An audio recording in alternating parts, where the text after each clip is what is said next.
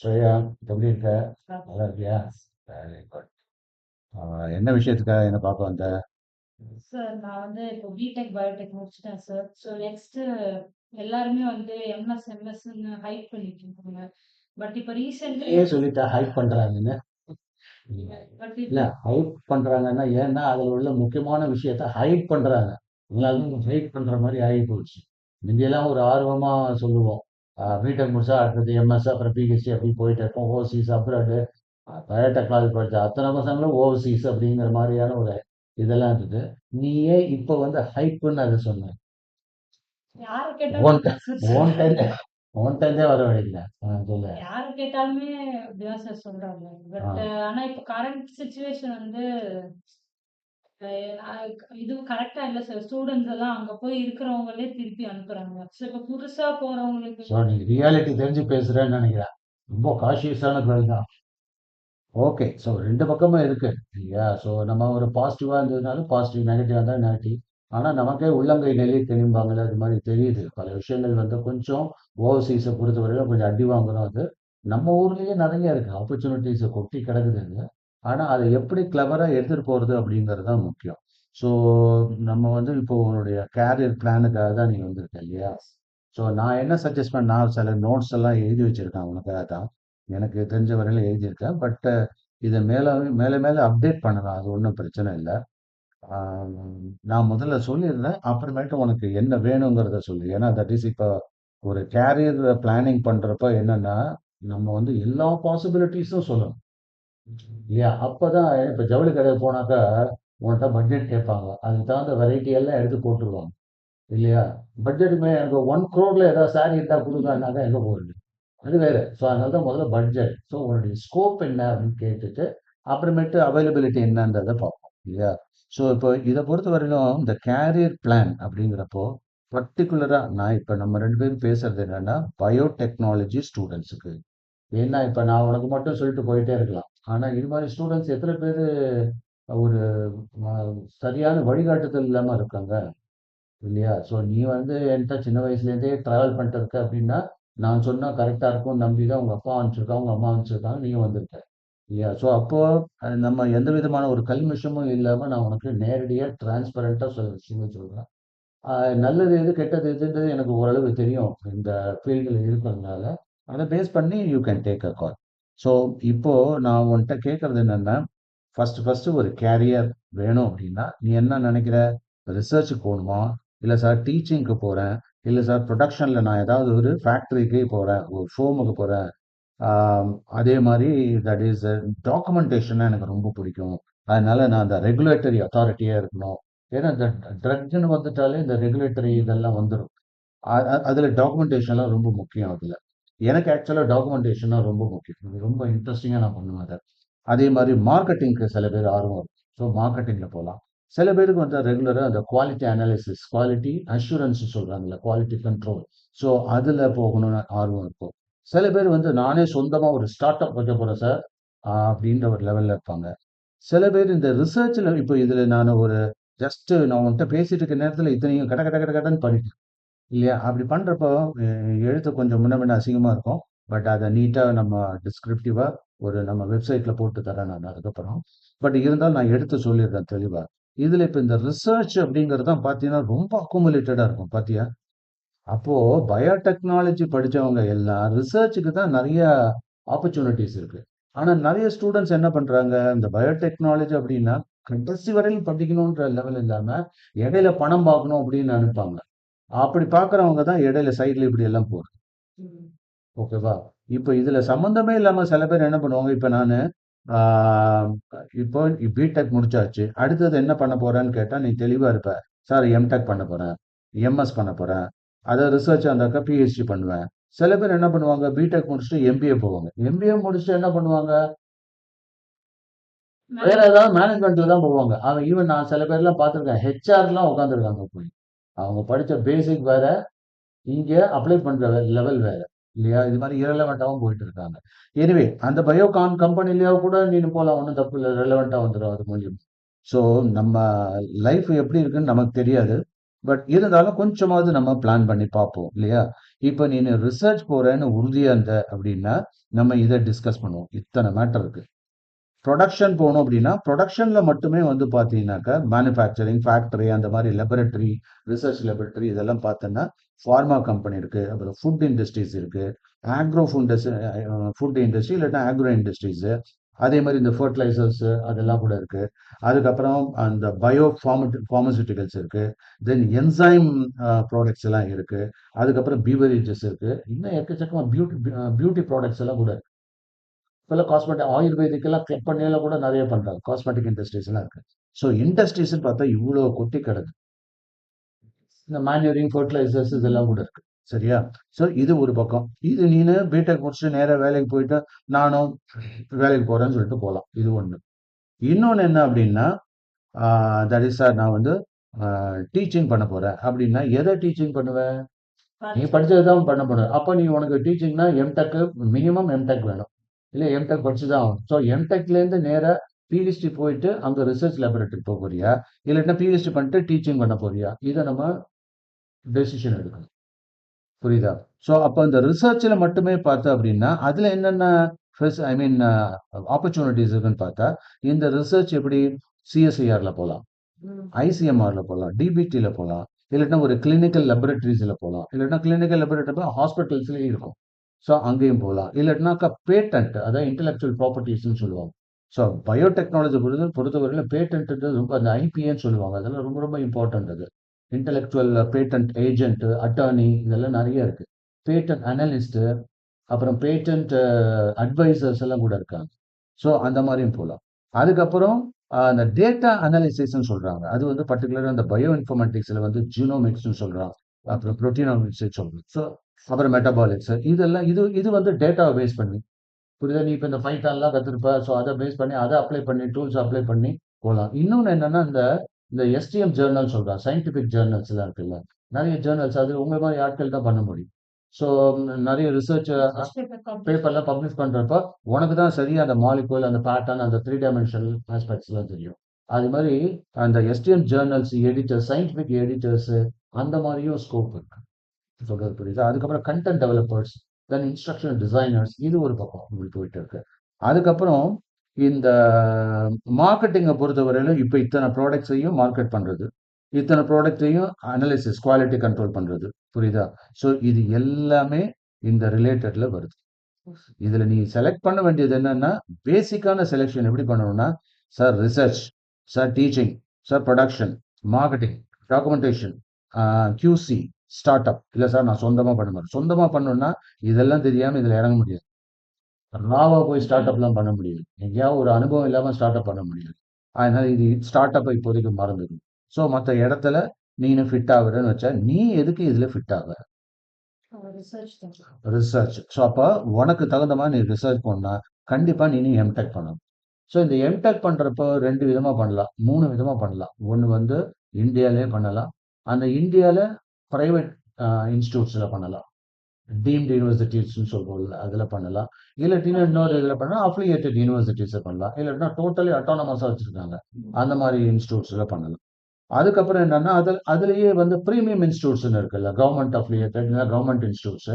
அந்த கவர்மெண்ட் இன்ஸ்டிடியூட்ஸ்ல பண்றப்ப அவன் கண்டிப்பா என்ன பண்ணுவான், கேட் எழுதியான்னு கேட்பான். ஸோ அந்த கேட் ஸ்கோர் அது ரொம்ப முக்கியம். இந்த கேட் எழுதுறப்ப இங்க கவனிக்கணும். கேட் எழுதுறப்ப என்னன்னா அது எம்டெக்கு யூஸ் ஆகும். சில பப்ளிக் செக்டர் யூனிட்லாம் கேட் ஸ்கோரை கன்சிடர் பண்ணி பிளேஸ்மெண்ட் வைக்கலாம். அப்போ அங்க சுத்தி இங்க சுத்தி இந்த கேட் மூலியமா நீ எம்டெக் பண்ணனா உனக்கு எம்டெக் படிக்கிறப்பயே ஸ்டைபண்ட் கிடைக்கும். உங்க அப்பாவுக்கு செலவு வைக்க வேண்டிய அவசியம் மெயின் அது இல்லையா? ஸோ அப்போ அது ஒரு ஒரு மெரிட்டோரியஸா நம்ம எம்டெக் பண்ண மாதிரி இருக்கும் இல்லையா? ஆட்டோமேட்டிக்கா நீ அதுக்கு தகுந்த பிரைம் இன்ஸ்டியூட்ல தானே போவ, பிரீமியம் இன்ஸ்டியூட்ஸ்ல தானே போக முடியும். அப்போ நிச்சயமா உனக்கு வந்து ஹையஸ்ட் டிகிரி பிஹெச்டி டிகிரியும் பிளேஸ்மெண்ட்ஸும் ஈஸியா உனக்கு வந்து புரியுதா? அதனால அது கொஞ்சம் கவனம் வச்சுக்கணும். அதுக்கப்புறம் ஒன்ஸ் சார் நம்ம எம்டெக் பிஹெச்டில முடிச்சிட்டோம் அப்படின்னாக்கா தென் சிஎஸ்ஐஆர் நெட் எழுதி லெக்சர்ஷிப் வேணும்னா லெக்சர்ஷிப் போய்க்கலாம். இல்லாட்டினாக்கா சிஎஸ்ஐஆர் வழியா ஆமா ஜேஆர்எஃப் ஜூனியர் ரிசர்ச் ஃபெல்லோ, அப்புறம் சீனியர் ரிசர்ச் அது பண்றப்பே எம்டெக் முடிச்சுட்டு அது பண்ணலாம். பண்றப்பே உனக்கு வந்து அங்கேயும் ஸ்காலர்ஷிப் ஆமா. ஓகே. ஸோ அப்போ உனக்கு டிகிரின்னு பொறுத்தவரையிலும் MTech, MS, PhD and MBA. எம்பிஏங்கிறது கொஞ்சம் இரலவெண்ட்டாக பொறுத்து இருக்கும். அதுக்கப்புறம் பிஜி டிப்ளமான்னு சொல்லிட்டு இந்த இண்டஸ்ட்ரீஸுக்கு தகுந்த மாதிரி நீ போகலாம். இமீடியட்டா உனக்கு ஜாப் வேணும்னாக்கா பிடெக் அப்படின்றதுக்கும் BTech with PG diploma in specified டெக்னாலஜினாக்கா அதுக்கு ஒரு கிரெடென்ஷியல் இருக்கும். அதை பார்த்து ஐடென்டிஃபை பண்ணி எந்த செக்டார் போக போறியோ அதுக்கு தகுந்த மாதிரி நீ பிஜி டிப்ளமா. ஏன்னா அது speciality subjects, special skill develop பண்ணிக்கிறேன். புரியுதா? ஸோ இப்போ இத்தனை வெரைட்டிஸ் இருக்கு. நீ தான் சொல்லணும் இதுல எது செலக்ட் பண்ண போற. Research research. ரிசர்ச்னு நம்ம முடிவாயிடுச்சா? எழுதி வச்சுக்கலாமா? So research. ரிசர்ச்ல எந்த ரிசர்ச்னாலே என்ன அர்த்தம்? பிஹெச்டி கண்டிப்பா பண்ணித்தானே ஆகணும். ரிசர்ச்னாலே பிஹெச்டி இல்லைன்னா ரிசர்ச் யாரும் மதிக்கிறதே கிடையாது. ரிசர்ச்ல ஃபர்ஸ்ட் லெவல் என்ன பண்ற? எம்டெக் பண்ணுவ, இல்லாட்டா எம்எஸ் பண்ணுவ. கரெக்டா?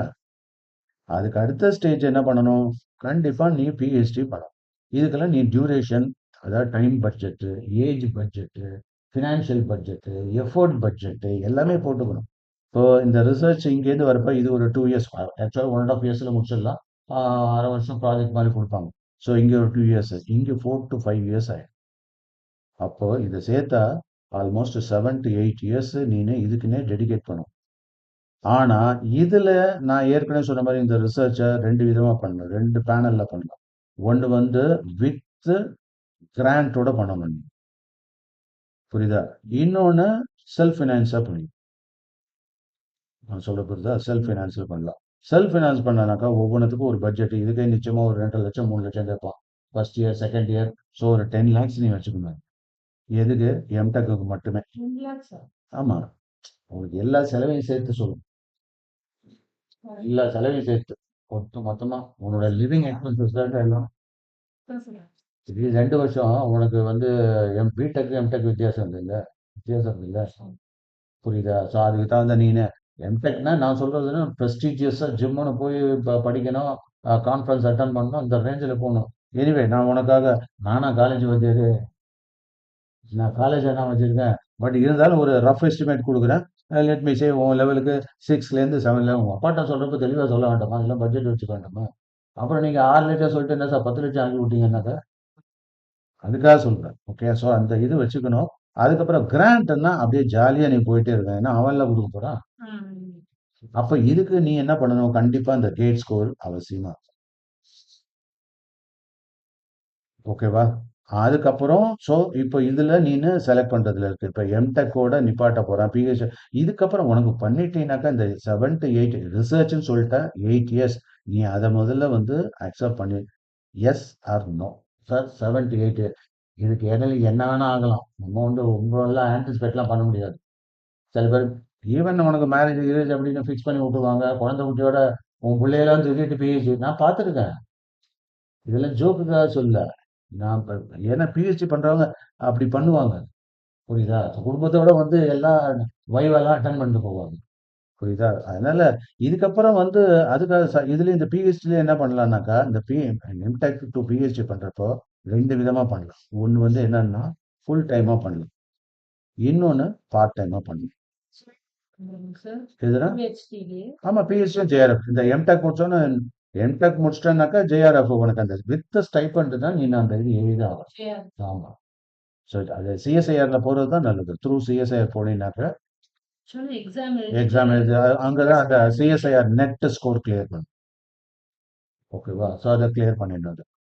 ஓகே. ஸோ இங்கேருந்து போகணும்னா பிடெக்லேருந்து போகணுன்னாக்கா கேட்டு, அதாவது இங்கேருந்து போகணுன்னாக்கா பிடெக் அப்படின்னு எடுத்துட்டீங்கன்னா இங்கேருந்து போறேன்னாக்கா இந்த இந்த ஸ்டேஜில் வந்து கேட் அங்கங்க ஒரு கேட்டை போட்டுடுறான் பாரு. இல்லையா?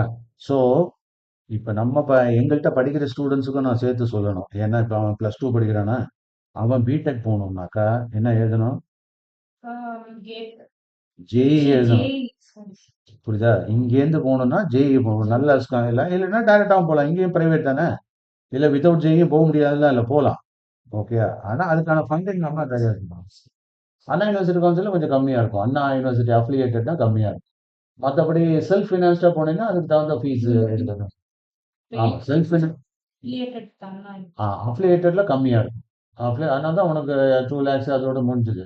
1 lakh 2 lakhன்னு போகும். பட் டீம்டுனா இன்னும் ஜாஸ்தி இருக்கும். Okay. So education funding investment எஜுகேஷனில் தாராளமாக பண்ணலாம். ஆனால் கூட எஃபோர்ட்டும் சேர்த்து பண்ணணும். அது அதை விட ரொம்ப முக்கியம். அது வந்து ரிலையபிளா நாமளும் அந்த ஸ்டூடெண்ட்டும் எஃபோர்ட் போடணும். அதை விட ரொம்ப இம்பார்ட்டன்ட். போட்டுட்டு சக்சஸ்ஃபுல்லா வந்தாக்கா, ஸோ இப்போ நீ எதுல பிளான் பண்ணியிருக்க இப்போ? அதான் சார் எம்டெக் பண்ணேன். எம்டெக் பண்ணணும்னா எப்படி ரூட் வித்தா நீ அதை தெளிவா சொல்லு. With grant, without grant. Actually இப்போ கேட்னா நெக்ஸ்ட் இயர் தான் சார் எழுதணும். தப்பு அது இல்லையே. இன்னும் டைம் என்னப்பா, அது வரையில இங்க வந்துட்டு போ, எங்கேயோ உட்காந்து யாருக்காவது சொல்லி கொடு, படி. அப்ப வந்து நீ டைம் வேஸ்ட் பண்ணாம படி. டைம் எல்லாம் இப்ப எப்படி? அதான் படிக்கிறதுக்குனாக்கா அதுதான் பேரண்ட்டுக்கு இந்த இடத்துல நான் ஒரு முக்கியமான ஒரு விஷயம் சொல்றேன். எந்த ஒரு விஷயத்துக்கும் என்ன அங்க வந்து ஒரு அதாவது மிஷின் டுவெல்லிங் டைம்னு சொல்லுவாங்கல்ல, ஒரு மிக்சர்ல போட்டா இல்லைன்னா ஒரு கிரைண்டர்ல மாவு போடுற அதுக்கு ஒரு 20 மினிட்ஸ் வெயிட் பண்ண தானே வேணும். நான் சொல்ல புரியுதா? அது மாதிரி நீயும் சின்சியர். இப்போ ஒரு நீ ஐஏஎஸ் கலெக்டர் கூட அவளை யார் வேணாம்னு தடுத்தாங்க? அதுதான் ஏதா சார். இருந்தாலும் நம்ம என்ன தெரியுமா பண்றோம்? 10த்லயும் +1 +2லயும் போடுற முயற்சிய பிடெக் முடிச்சதுக்கு அப்புறம் போடுறது இல்ல. இதுதான் தப்பு. அங்கத்தான் போடணும். அங்க அதிகமா தேவைப்படுது. இல்லையா? நீ ஒரு நல்ல இன்ஸ்டிடியூட்ல கிடைக்கணும், நல்ல கோர்ஸ் கிடைக்கணும்னு போடுற எஃபர்ட்ட, நல்ல நமக்கு லைஃப் ஸ்டைல் கிடைக்கணும்னாக்கா, நம்ம அங்க 1 இயர் கொஞ்சம் கஷ்டப்பட்டு தானே ஆகணும். புரியுதா? ஸோ அந்த 1 இயர்ல நான் என்ன சஜெஸ்ட் பண்றேன்னாக்கா, வித் கேட்டோட போனா உனக்கு ஒரு மரியாதையா இருக்கும். ம். இல்லாட்டினா பாரமா ஃபீல் பண்ணுவாங்க. இல்லையா? ஒவ்வொரு ஃபீஸ் கட்டுறப்பயும் அது ஒரு பாரமா இருக்கும். கரெக்ட்டா? ஸோ அப்ப நாம ஏன் நம்மளால பண்ண முடியாதெல்லாம் ஒண்ணும் இல்லையே. இங்க விட்டத அங்க புடிக்கிறேன்னு புடிக்க வேண்டியது தானே புடி. ஏன் முடியாது நம்மளால? If there is a will there is a way. கரெக்ட்டா? கொஞ்சம் அப்படியே இது. ஏன்னா இப்போ மிந்தி நீங்க சின்ன வயசுல இருந்த அந்த டைவர்ஷன்ஸ்லாம் இப்ப இருக்காது. நீ ஒரு மெச்சூர்டு கேர்ள். அப்போ உனக்கு அந்த திங்கிங் நல்ல ஹை லெவல் திங்கிங் இருக்கும்ல. ஸோ அப்ப அதுக்கு தகுந்த மாரி நம்ம நம்ம எஃபோர்ட் போடணும். பேரண்ட்ஸும் இது புரிஞ்சுக்கணும். புரியுதா? அப்போ எஃபோர்ட் போடுறது இப்போ ஒரு பிடெக் முடிச்ச நீ வச்சுக்கோ. பிடெக் முடிச்சவ ஒரு ஸ்டூடெண்ட் பிடெக்கோ, எம்டெக்கோ 2 பேரும் சேர்த்து தான் சொல்றேன். ஒரு பிடெக் முடிச்சவ, இல்லாட்டினா ஒரு எம்டெக் முடிச்சவ, இல்லாட்டினா ஒரு எம்எஸ்சி முடிச்சவ. இது பாவனைக்கும் சேர்த்து தான் சொல்றேன். அவங்க அம்மாவுக்கும் சேர்த்து தான் சொல்றேன். எல்லா அம்மாக்களும், அப்பாக்களும் சேர்த்து தான் சொல்றேன். இங்க முடிஞ்சோனே இங்க இருந்துகிட்டு டைரக்ட்டா எங்கேயாவது ஒரு பிஹெச்டிக்கு போணும், எம்டெக் போணும் அப்படின்னு ஒரு ஆர்வம் இருந்ததுன்னாக்கா, இல்ல அப்படின்னாக்கா யூபிஎஸ்சி எழுதணும். இந்த 3 தான் வந்து எது வேணும் போலாம். எம்டெக் எங்க வேணும். எல்லாத்துக்குமே எம்டெக்னாக்கா கேட். அதுதான் ஐஐடிலே போய் ஜிம்னு பிரீமியம் இன்ஸ்டிடியூட்ல போய் பண்ணுவியா? இங்க பண்ணுவா. இங்க பண்ணாதுல. ஏன்னா இந்த கவுன்சிலிங் அங்க தனியா இருக்கும். அதெல்லாம் அந்த கவுன்சிலிங் மூலியமா போற தான். ஓகே. ஸோ இப்பதான் முந்தி தான் வந்து அண்ணா யூனிவர்சிட்டிக்கே என்ட்ரன்ஸ் எக்ஸாமினேஷன்லாம் இருந்தது. இப்பதான் எல்லாத்தையும் தூக்கி விட்டாங்களே. எல்லாம் அந்த கவுன்சிலிங் சிங்கிள் விண்டோவா அந்த மாதிரி போயிடுச்சுல்ல. அதனால அண்ணா யூனிவர்சிட்டி இதுவே வேற. அண்ணா யூனிவர்சிட்டி போலாம், தப்பு கிடையாது. வெயிட் பண்ணா அதுக்கு தகுந்த மாதிரி அண்ணா யூனிவர்சிட்டியில் கிடைச்சதுன்னா அண்ணா யூனிவர்சிட்டினாக்கா மறுபடியும் அப்ளிகேட்டட் யூனிவர்சிட்டி தான் போக. இல்ல அண்ணா அ- யூனிவர்சிட்டி. அ- அண்ணா யூனிவர்சிட்டி அண்ணா யூனிவர்சிட்டி அஃபிலியேட்டட் காலேஜுக்கு போக. அண்ணா யூனிவர்சிட்டிக்கே போகணும்னா அதுக்கு தகுந்த உன்னுடைய மார்க்ஸ் இருக்கணும்ல அதுல. இல்லையா? அது வந்து ஆர் யூ கான்ஃபிடென்ட்?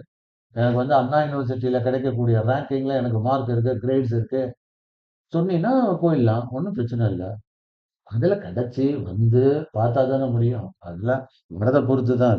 ஸோ அதனால நீ இதுல அது எங்க பண்றதுன்றது அப்புறமேட்டு தீர்மானம் பண்ணிக்க. ஆனா எது மூலியமா போறதுங்கிறது தான் ரொம்ப முக்கியம். ஸோ அப்ப இந்த ஒரு அதாவது வித் பிரீமியம் ஒரு ஸ்காலர்ஷிப்போட உங்க இல்ல லோன் அப்ளை பண்ணி போலாம். இல்லாட்டினா வித் ஆல் தட் நீ ஏதாவது பண்ணுமா இப்போ உனக்கு பயங்கரமா சம்பாதிக்கணும்னு ஒரு ஆர்வம் வந்துருச்சுன்னா நீ என்ன பண்ணலாம்? எம்பிஏ பண்ணலாம். அது எம்பிஏ எப்படி பண்ணலாம்? கேட் எழுதிட்டு ஐஐஎம் அகமதாபாத்ல பண்ணலாம். பண்றியா? என்ன? இல்ல சார் நான் ரிசர்ச்லேயே போடுவேன். ரிசர்ச்ல பண்ணலாம். அது வேண்டான்ட்டேன். மேனேஜ்மெண்ட்லாம் நமக்கு சரிப்பட்டு வராது. ஆனா டு யூ நோ ஐஐஎம் அகமதாபாத்ல முடிச்சவங்க இருக்க ஃபிளாட் சேலரி. அது கேட். கேட் எழுதணும். கேட்டெல்லாம் நமக்கு ஜுஜிபிமா. நம்மலாம் மேத்ஸ்ல எக்ஸ்பர்ட். ஏன் எழுத முடியாதுன்னு நினைக்கிறேன்? நிறைய பேர் எழுதியிருக்காங்க. உறவுக்கார ஒரு பையன் எழுதியிருக்கான். எழுதிட்டு ஜஸ்ட் லைக் தான் கிளியர் பண்ணிட்டு போயிட்டான். ம். And he is minting money now. அதுக்கு வந்து ஒரு 35 லேக்ஸ் போல 28ஓ 30ஓ லேக்ஸ் அவன் பேங்க்ல லோன் வாங்கி அவனே லோன்ல அங்கேயே கடையெல்லாம் போட்டு வச்சிருக்கான் இன்ஸ்டியூட்லயே. இல்ல அதுக்கு ஆமாமா. அது கட்டிதான் ஆகணும். இல்ல கா அங்க ஆக்சுவலா லக்ஸரியா நீ நினைக்கிற மாதிரிலாம் கிடையாது. 27,00,000 கட்டினாங்க. நிறைய பேருக்கு இதெல்லாம் தெரியறது இல்ல. சும்மா நேரத்துக்கு நானும் ஐஏஎம் பண்ணாக்க ஜீரோ ஆ, மணியில படிச்சுட்டு வந்துருவியா? அங்க ஹாஸ்டல்லாம் எவன் குடுக்குறது? அதுக்கு தகுந்த மாதிரி லக்ஸரியஸா இருக்கும். அதுக்காக 37 ஆமா, lakhs. 27 lakhs they has paid. அந்த ஒரு ஐஏஎம் ஒரு ஐஏஎம் எம்பிஏன்னா சும்மா விட்டுருவானா? இல்ல சார் அது கவர்மெண்ட் அதனால கவர்மெண்ட் எல்லாம் கிடையாது இது. ஃபீஸ் கம்மி. ஆ, அது கிரெடிட்டுக்காக தான் போறது. அங்க படிச்சா உன்னுடைய பிளேஸ்மெண்ட் அஷ்யூர்டு, உன்னுடைய லெவலே வேற. புரியுதா? ஸோ அந்த அந்த இது சேலரி ஸ்ட்ரக்சரே ஐஏஎம் அகமதாபாத்ல படிச்சதுனால அது சேலரி ஸ்ட்ரக்சரே வேற. வேற லெவல். அதான் சொல்லிட்டேனே நான். நம்ம கையில பிடிக்க முடியாது. ஐஏஎஸ்க்கு ஈக்குவல்னு வச்சுக்கோங்க கிட்டத்தட்ட.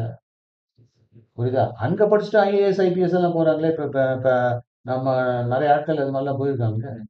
ஸோ அதனால வந்து இதுக்குமே வந்து நாம ஸ்கை இஸ் த லிமிட்னு சொல்றோம். அதுதான் நமக்கு நாமளே லிமிட் வச்சுக்கிட்டா தான் உண்டு. ஸோ அப்ப நீ எதுல போற அப்படிங்கிறது தான். நீ கேட் எழுதுறதா இருந்தாக்கா 1 இயர் அவசரப்பட்டுட்டு இந்த வருஷமே ஜாயின் பண்ணினாக்கா என்கிட்ட கிடைக்கும், கிடைக்காமலாம் இல்ல. அதுக்கு தகுந்த இன்ஸ்டியூட்ல கிடைக்கும். புரியுதா? எல்லாமே வந்து அப்படியே போயிட்டு இருக்கிறது தான். இன்னொன்னு நான் பிரீமியமா தட்டணும் அப்படின்னு நினைச்சீங்கன்னா 1 இயர் அப்படியே நீ வந்து டெடிகேட் பண்ணணும். இந்த 1 இயர் டெடிகேட் பண்ணணும். சார் 1 இயர் எங்க போய் நான் ப்ரிப்பரேஷன் பண்ண போறேன்? ஒண்ணும் இல்ல. 1 இயர் ப்ரிப்பரேஷன் அதுக்கான புக்ஸ் எல்லாம் சொல்லிடுறேன். அதெல்லாம் வாங்கி வச்சுக்கோ. யாருக்காவது சொல்லி கொடு. இன்னொருத்தர் சொல்லி நான் உனக்கு அடிக்கடி சொல்லிட்டே இருப்பேன்ல. என்ன சொல்லுவேன்? இன்னொருத்தருக்கு சொல்லிக் கொடுக்கறதுக்கு மூலியமா நம்ம மெமரி ரிட்டென்ஷன் ஆகும். அப்படி நிறைய பேருக்கு என்கிட்ட கூட கேட்குறாங்க. அப்படி என்ன நான் அவங்களுக்கு ஜென்ரலா சஜெஸ்ட் பண்றேன்னா, ஒரு ஐஏஎஸ் ஆஃபீஸர் ஆகணுமா? ஐபிஎஸ் ஆஃபீஸர் ஆகணுமா? யூபிஎஸ்சி கிளியர் பண்ணணுமா? யாருக்காவது சொல்லிக் கொடு. ஒண்ணு உங்க வீட்ல இருந்தே சொல்ல முடியுமான்றத பாரு. அது சரியாபட்டு வராது அப்படின்னாக்கா, எங்கள மாரி இன்ஸ்டிடியூட்ஸ்ல நெறைய பேர் இருக்காங்கல்ல. உனக்கு தெரிஞ்ச ரிலையபிளான இன்ஸ்டிடியூட், உன்னுடைய பேரண்ட் இன்ஸ்டிடியூட் இருக்கவே இருக்கு சாய் டெக். புரியுதா? நான் அதாவது தட் இஸ் நீ வாலண்டியர் பண்ணி நீ ஏதாவது பண்ணிட்டு, நான் என்ன உனக்காக 10,00,000 15,00,000 குடுக்க முடியும்? ச வர ஸ்டூடண்ட்ஸ்க்கு நீ என்ன பண்றியோன்றத பார்த்துட்டு, அதுக்கு தகுந்த ஹானரேரியமா நானும் குடுக்க போறேன். என்னால முடிஞ்ச உதவி மானிட்டரியா நான் பண்ணுவேன் கண்டிப்பா. புரியுதா? ஆனா என்னன்னா, நீ எப்படி பிரிப்பேர் பண்ணிக்கிட்டு, இதுவே எனக்கு வந்து எண்டுன்னு நெனச்சுக்காம, இந்த 1 இயர் ஸ்டாப். அது மாரி நெறைய இப்ப கார்த்திக் எல்லாம் அது மாரி தான். இப்ப பிஎஸ்சி முடிச்சோனே, ஆ பிஎஸ்சி படிச்சிருக்கப்பயே பாவனி இங்க கொஞ்சம் 1 ஒரு 6 மாசம் போல ஒர்க் பண்ணிட்டு தானே இருந்தான். தெரிஞ்சிருக்கும்னு நெனைக்கிறேன். அதே மாரி ஒரு 6 மாசம் போல கார்த்தி எல்லாம் இங்க ஒர்க் பண்ணிட்டு தானே இருந்தான். அவங்களும் நான் பெருசா பெத்த சேலரிலாம் அப்படிலாம் ஒண்ணும் குடுக்கல. என்னால முடிஞ்சத நான் பண்ணேன். அவங்க வந்து அந்த ஸ்டூடண்ட்ஸோட இன்டராக்ட் பண்ற மூலியமா உனக்கு இன்டர்வியூ பிரிப்பரேஷனுக்கு இல்லையா? லேட்டஸ்ட் அப்டேட்ல இருந்து எல்லாமே உனக்கு இந்த கம்யூனிகேஷன் ஸ்கில் நல்லா டெவலப் பண்ணிப்பாரு. ஸோ அதுவும் உனக்கு நல்ல யூஸ் ஆகும் இல்லையா? புரியுதா? ஸோ அப்ப நாமளும் படிச்சுக்கிறோம். அதே டயத்துல இன்னொருத்தருக்கும் படிப்பு சொல்லி தர்றது மூலியமா நமக்கு கொஞ்சம் மெமரி இதுல வந்துரும். அதனால இந்த 1 இயர் பிரிப்பரேஷன் ஃபார் பிரீமியம் இன்ஸ்டிடியூட்னாக்கா, பிரீமியம் இன்ஸ்டிடியூட்டுக்கு இது வந்து ரொம்ப முக்கியமானது. பிரீமியம் அப்படின்னா. இல்ல சார் நான் டைரக்ட்டா போறேன்னாக்கா, டைரக்ட்டா போடலாம். அந்த இடத்துல செல்ஃப் ஃபினான்ஸ்டா தான். ஓகேயா? So the choice is left to you.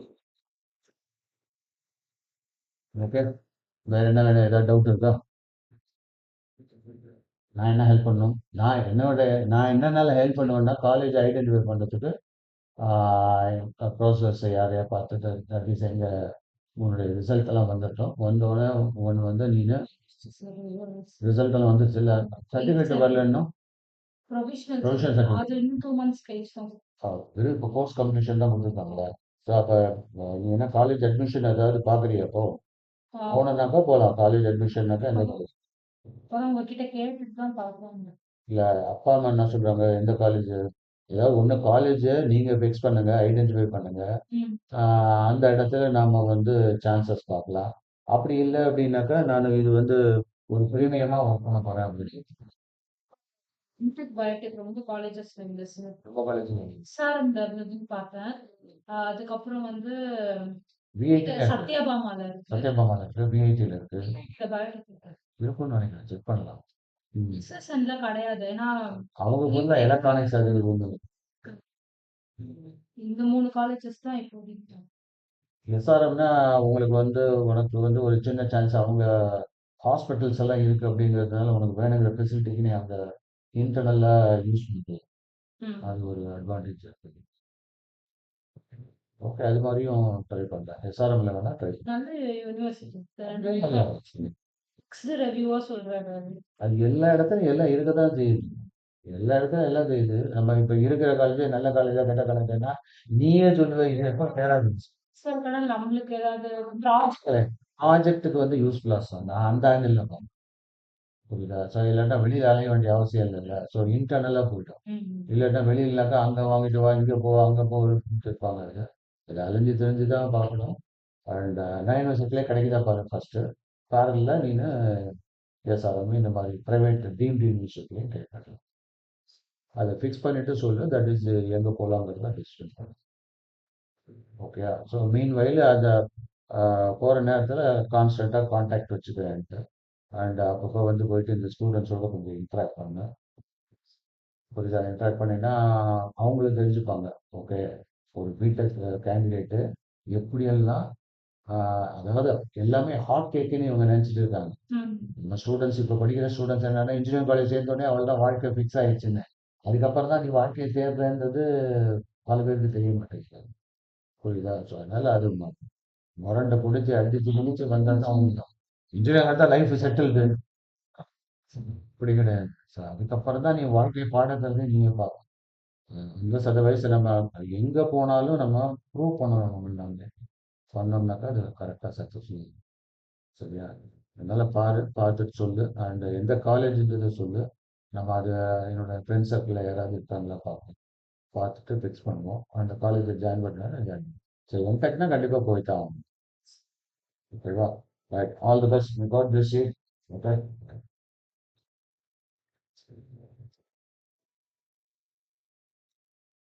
Bro.